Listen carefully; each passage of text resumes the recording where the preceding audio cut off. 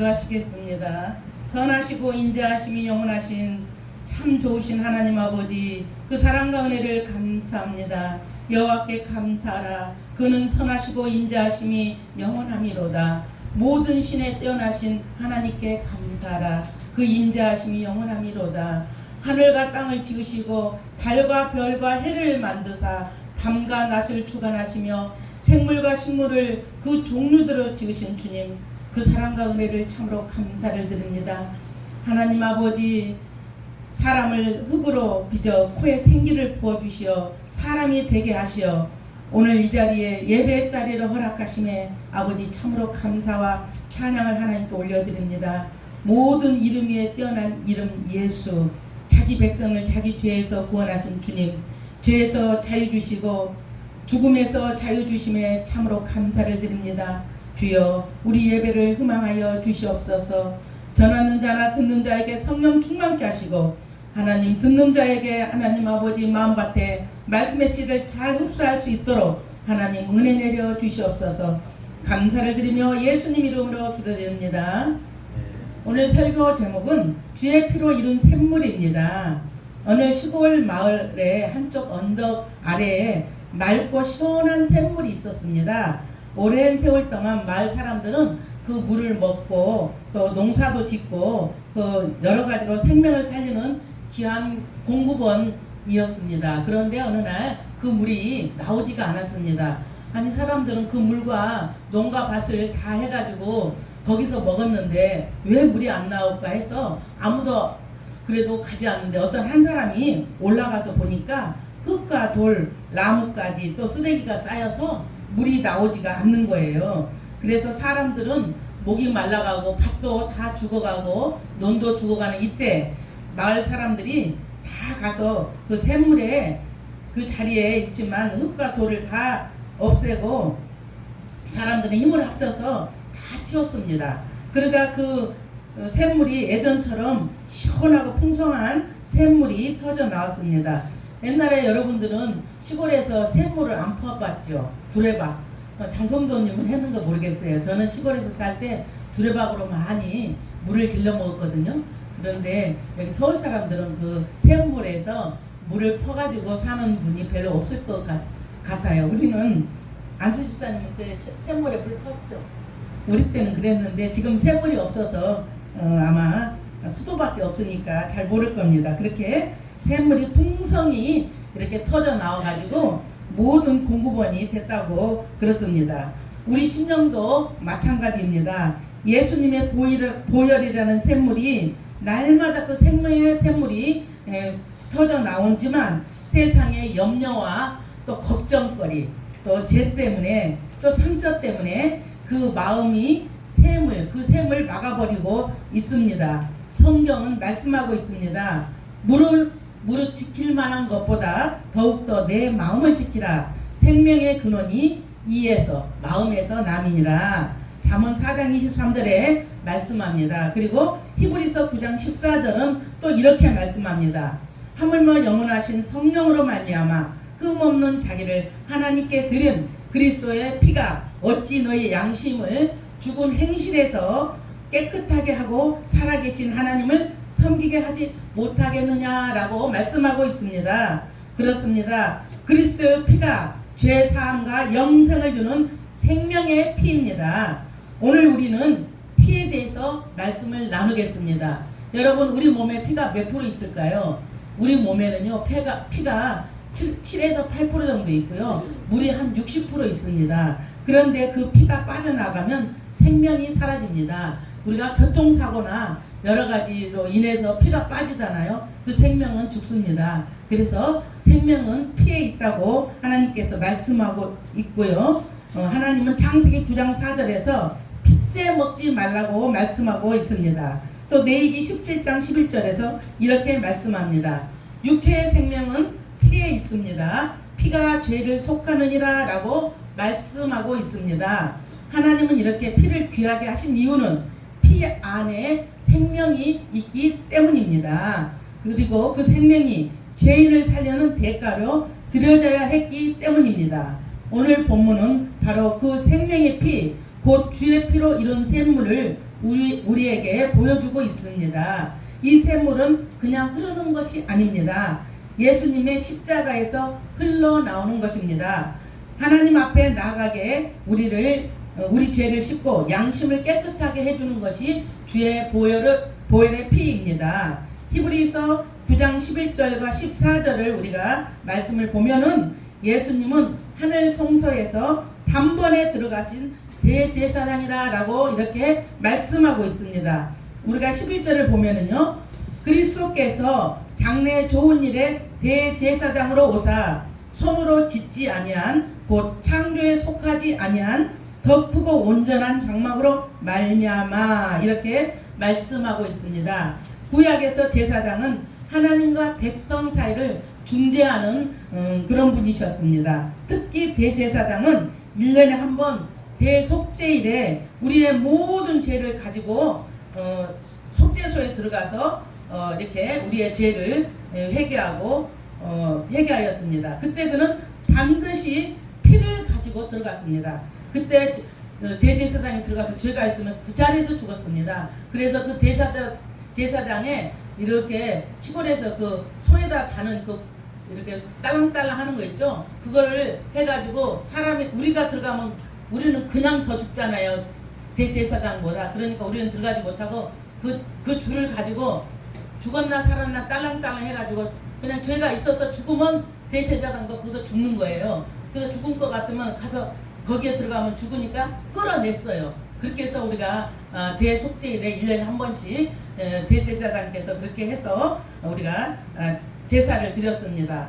그래서 그 들어가기 전에 먼저 송아지 피로 자기 죄를 속하고 그 다음에 백성의 피는 염소로 또 피를 뿌려서 죄를 속죄했습니다.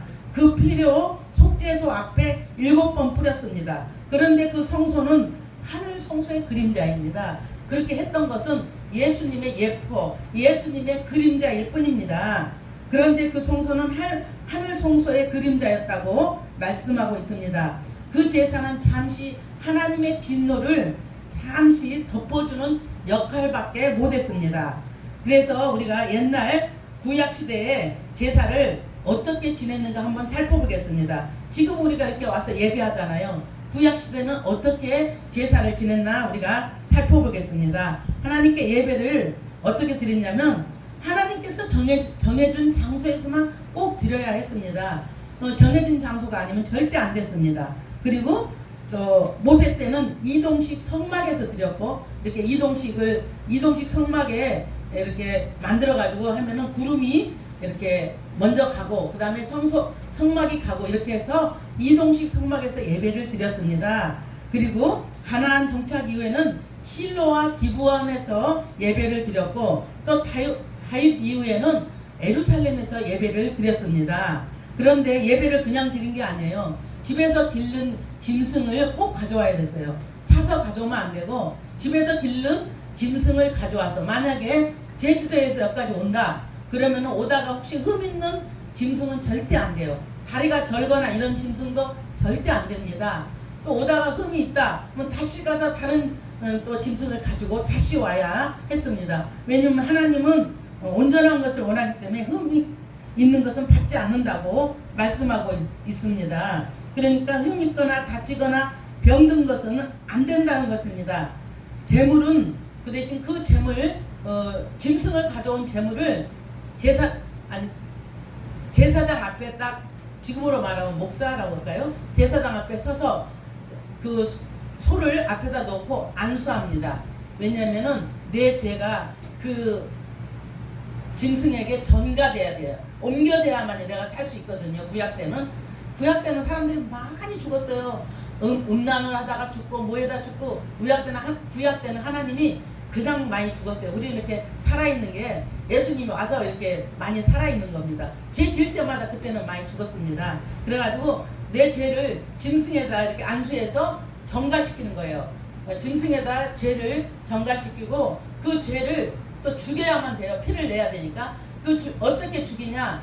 급소를 찔러야 되는데 우리가 소 죽이는 건 시골에서 봐도 잘 못 죽여요. 왜냐면 급소를 찔리기가 쉬운 일이 아니에요. 수백 번 막 이렇게 해서 죽여도 조금만 잘못 죽이면 온데 돌아다녀요. 여러분 닭 봤습니까? 닭 모가지 자르면요 그냥 죽지 않아요. 온데 사방문에 막 돌아다녀요. 모가지가 없어도 그렇게 돌아다니는 것을 급소를 찔러서 죽이고, 그 다음에 어떻게 하냐, 그리고 그 제사장이 제물에 얹고 손을 얹고 안수에 내 죄가 그 소에 전가되면 그 다음에 짐승을 죽여서 그 피를 또 네 뿔에 바릅니다. 네 뿔에 바르고 또 그 제단 네 뿔에 바르고 제단 밑에 뿌려서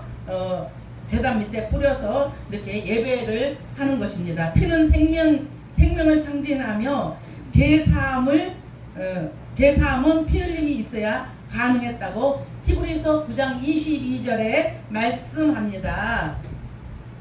내장과 다리는 이렇게 다 꺼내서 씻은 후 제단 위에서 불살랐습니다. 그래서 내장과 모든 다리는 제단 위에서 불살라가지고 그 불살은 그 불을 태우는 향기가 하나님께 상달되어야만 예배가 되는 것입니다. 그래서 하나님께 번제, 속번제, 속죄제, 화목제로 하나님께 올려드렸습니다. 그래서 하나님이 그 제사를 흠양하시고 기뻐하시는 그런 구약의 제사를 보면 우리는 얼마나 편하게 지금 지내고 있습니까? 정말 우리는 그렇게 하라면 아마 못할 것입니다. 와서 그냥 예배 잠깐 드리는 1시간도 힘들어하는데 우리는 정말 그러니까 지금 사람들이 드리는 제사 있죠? 이건 다 귀신한테, 사단 마귀한테 드리는 제사예요. 이런 제사는요, 하나님이 나 외에 다른 신한테 절하지 말랬잖아요. 그래서 뭐 제사한다, 뭐 아버지 엄마 때문에 제사한다, 뭐 누가 죽어서 제사한다, 이거 다 헛된 것입니다. 하나님은 그렇게 나 외에 다른 신들한테 절하고 그렇게 예배하라고 하지 않았어요. 막 송아지에 일본에 가면 수천 명의 여우 뭐 할 거 없어요.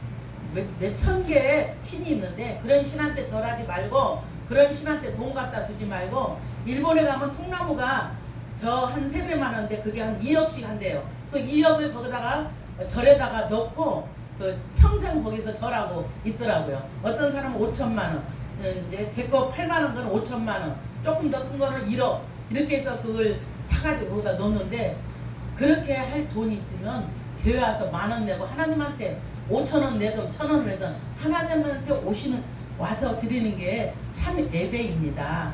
다 헛된 것들 사람이 모르니까 그렇게 하고 있습니다. 그래서 구약의 제사를 우리가 드리는 것을 보면은 참 정말 우리는 지금은 행복하게 예배를 드리는 것 같아요.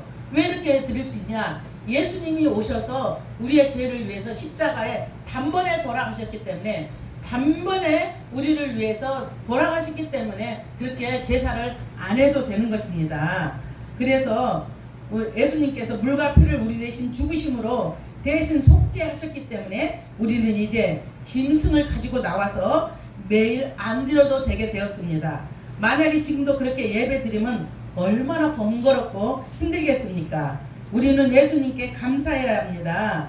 구약의 제사를 비춰보면 예배에 참석하는 것이 구약의 짐승을 가지고 나와서 성막에 나오는 것과 같습니다.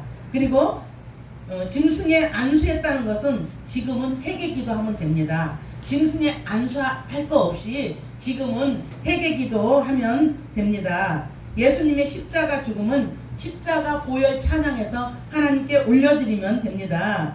또 제물을 불살렸던 구약 제사가 지금에 와서 우리 몸을 산 제사로 하나님께 올려드리는 것입니다. 그래서 헌금과 예배에 헌신하는 모든 것은 하나님께 올려드리는 것입니다.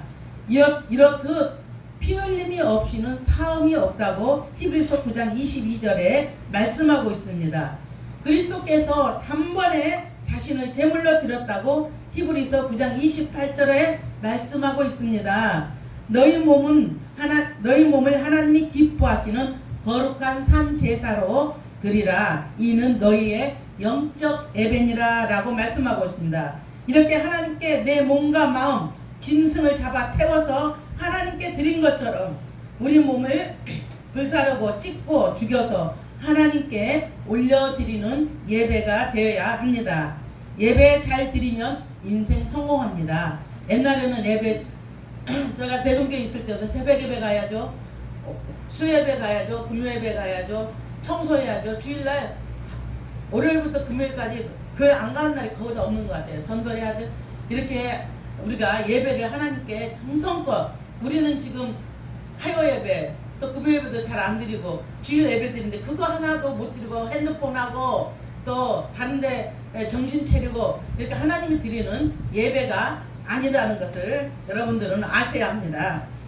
그래서 정말 우리가 영혼이 잘된 같이 범사가 잘 된다고 합니다. 영혼이 잘 되면 범사가 잘 되기 마련이에요. 아까 제가 아침에 이렇게 지나가는데 노래방 옆에 어떤 청년이 우리 경수보다는 나이가 더 먹었고 그 정도 청년이 있는데 술 잔뜩 취해가지고 있는데 까만 가방을 옆에다 메고 거기 바닥에 앉아 있어요. 내가 몇 번 등을 때리니까 듣는 척을 안 해. 근데 핸드폰이 그 앞에 있는데 누가 집어갈 것 같아요. 누가 핸드폰 그거 가면 요즘에 어디 중국에다 팔면 5만원인가 10만원 받는다 해서 그걸 집어가지고 CCTV가 다행히 있더라고요. 왜냐면 잘못하면 바가지 쓰거든요. 그래서 핸드폰에서 그 가방에다 내가 넣어놓고 가방 문 닫아주고, 왜냐면 술 취해서 막 비틀비틀하면 잃어버릴 거 아니에요. 그리고 안경은 저쪽에 떨어져 있는 거 갖다가 여기다가 끼워놓고 또 갔다가 우리 아들 깨우러 내가 갔더니 그래도 앉아있는데 비틀비틀 해가지고 어떻게 갈 줄을 모르고 일어나가지고 안경도 못 찾고 있더라고요. 그래서 내가 등 때리면서 기도해 줬어요. 하나님, 이 청년이 술에서 나올 수 있도록 하나님 예수 그리스도의 이름 명한다. 이 술사단은 떠나갈지어다 하고 내가 기도해 줬더니 눈을 버뜩 뜨더니 노래방 주인이 나왔더라고요. 그래가지고 그 청년한테 등 때렸더니 이쪽으로 가더라고요. 그래서 우리 신라암교회 3층이니까 저도 옛날에 술을 많이 먹었던 사람인데 술을 끊으려면 우리 신라암교회 오라고 그랬더니 말은 알았다고 하더라고요. 그래서 이제 어떻게 될지 모르겠어요. 그런데 우리가 그렇게 영혼이 잘 돼야만이 범사가 잘 되는 것입니다. 하나님을 알면 그렇게 살 수 없어요. 왜냐면 하나님이 살아계시기 때문에 우리를 붙잡고 계시고 또 우리도 하나님 의식하기 때문에 함부로 살 수가 없는 것입니다. 정말 예배할 때 온전히 하나님께 드리는 예배가 되어야 되겠습니다. 그래서 이렇듯 예수님은 달랐습니다. 9장 12절 말씀을 보면은요, 염소와 송아지의 피로 아니하고 오직 자기 피로 영원한 속죄를 이루사 단번에 성소에 들어가셨느니라. 아멘. 예수님은 구약의 짐승의 피가 아닌 자신의 피를 들이셨습니다. 그분은 단번에 성소에 들어가셔서 영원한 속죄를 이루셨습니다. 이것이 단번에라는 단어는 다시 반복할 것이 없고 제사를 할 필요가 없다는 것입니다. 왜? 예수님이 우리의 죄를 위해서 단번에 돌아가셨기 때문에 우리는 완전한 구원입니다. 14절은 이렇게 말합니다. 하물며 그리스도 피가 어찌 너희 양심을 죽은 행실에서 깨끗하게 하고 살아계신 하나님을 섬기게 하지 못하겠느냐라고 말씀하고 있습니다. 구약의 제사는 몸을 정결케 했지만 예수님의 피는 양심까지 깨끗하게 합니다. 죄책감, 수치감 아무리 잊으려고 해도 사라지지 않습니다. 그러나 우리의 피가 우리 속 깊은 곳까지 주의 보혈로 씻어내십니다. 사람은 혼자 변할 수 없습니다. 인간이 혼자 변할 것 같습니까? 인간이 혼자 변하지 않습니다. 절대 인간은 변하지 않기 때문에 하나님의 말씀과 성령의 힘으로 변하는 것입니다. 그러나 우리 주의 피가 우리 속의 깊은 곳까지 씻어내기 때문입니다. 여러분, 도박을 못 끊습니까? 교회에 정신 차리고 예배를 드리십시오. 그리고 술을 못 끊습니까? 정말 하나님께 온전히 몸을 들여서 예배를 드리십시오. 그러면 살아납니다. 하나님은 혼자 절대 변할 수 없는 우리 인간의 이 나약함이 있습니다. 하나님의 말씀으로 성령의 감동으로 사람은 변화되기 때문에 우리가 요즘 정치를 보나 여러 가지를 우리가 볼 수 있잖아요. 하나님을 알면 저렇게 하지 못합니다. 사람을 저렇게 함부로 하지 못합니다. 제가 봤을 때는 정치인이든 김정은이든 어떤 누구든 하나님 살아계신 하나님을 의식하면요 저렇게 함부로 살 수가 없는 것입니다. 그래서 함부로 생명을 죽일 수 없기에 전쟁을 잘 내지 않습니다. 그래서 15절과 22절 말씀을 요약하면 언약의 피 그리고 제사함의 올리의 말씀을 하고 있습니다. 15절을 보면은요 예수님은 새 언약의 중보자이십니다. 구약의 언약은 피로 세워졌습니다. 출애굽기 24장에서 모세가 율법을 받은 후 백성과 언약을 맺을 때 송아지와 염소의 피를 절반은 제단에 절반은 백성에게 뿌려졌습니다. 그리고 이렇게 말했습니다. 이는 여호와께서 이 모든 말씀에 대하여 너희와 세우신 언약의 피니라 라고 말씀하고 있습니다. 그리고 레위기 17장 11절에 이렇게 말합니다. 피가 죄를 속하였느니라. 죄로 인해서 하나님과 끊어진 관계를 회복하려면 생명의 대가 곧 피 흘림이 필요했습니다. 히브리서 9장 22절은 이렇게 결론을 내립니다.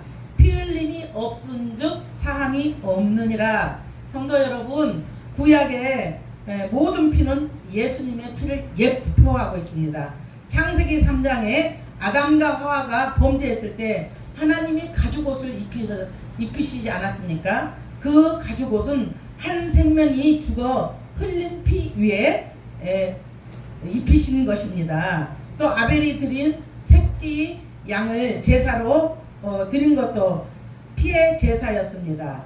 또 아브라함이 모리아산에서 이삭 아들을 대신 죽으려고 올라갔던 그곳에 순양을 대신 드리려고 갔던 것도 피의 제사였습니다.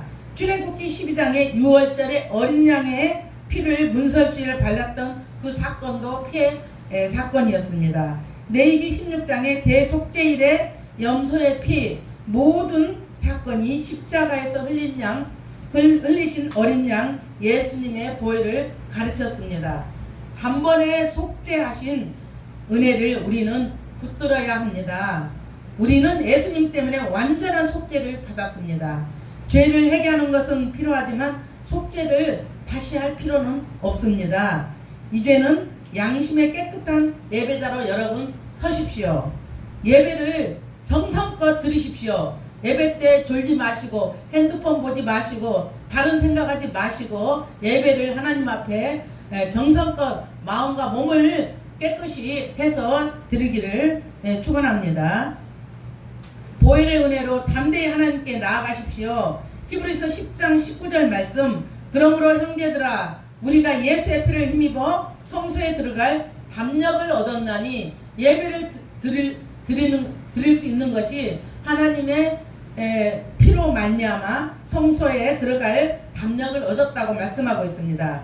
20절은 또 이렇게 말씀하고 있습니다. 그 길은 우리를 위하여 휘장 가운데로 열어놓으신 새로운 살 길이요 휘장은 그의 육체라. 예수님이 영원히 떠날 때 휘장이 위에서 아래로 이렇게 갈라졌습니다. 그 뜻은 무엇이냐? 하늘에서 이렇게 휘장이 내려쳤다는 것은요, 찢어졌다는 것은 하나님과 인간 사이에 가로막혀 있던 모든 것을 이렇게 막힌 담을 헐어 주셨다는 것입니다.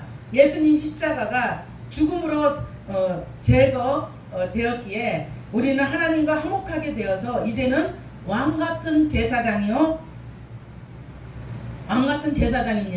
베드로전서 2장 9절에 너희는 택하신 족속이요 왕같은 제사장이요 거룩한 나라요 그의 소유된 백성이라고 말씀하고 있습니다. 이제는 예수 믿는 모든 사람은 왕같은 제사장입니다.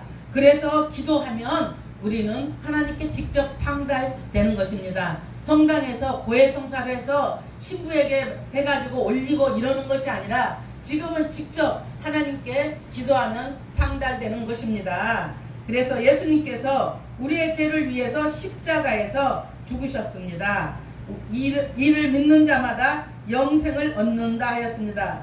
그러기에 우리는 죄에서 자유롭고 죽음에서 자유해서 천국에 들어갈 수 있는 것입니다. 우리가 이 땅에 얼마나 여러분들은 살 것 같습니까? 이 땅에 1살부터 100살까지 안 죽은 사람이 없을 거예요.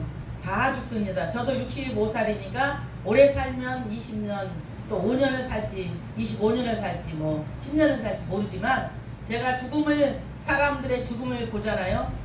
한 번 죽는 것은 정해진 것이요 죽음 뒤에는 심판이 있느니라 이렇게 말씀하고 있고 로마서에 보면은 모든 사람이 죄를 범하였음에 하나님의 영광에 이르지 못한다고 말씀하였습니다. 우리는 모든 사람이 죄를 범하였기 때문에 하나님 영광에 이르지 못한다 하였습니다. 그래서 우리는 하나님께 정말 감사해야 할 것은 우리 시어머니 돌아가실 때 제가 옆에서 봤거든요. 우리 어머니가 돌아가시는데 그러시더라고요. 애미야 내가 죽을 때가 됐는데 저렇게 시커먼 할아버지가 둘이 와서 나를 기다리고 있다 이러시면서 얼마 안 계시다가 돌아가셨거든요. 그때는 저는 몰랐어요. 지금 같으면 어머니한테 복음을 전했거나 제가 했을 거예요. 그러지 못하고 시어머니 착하기는 되게 착하셨는데 복음 듣지 못하고 돌아가셔서 제가 천국 가셨을까 하는 천국 못 가셨죠 당연히.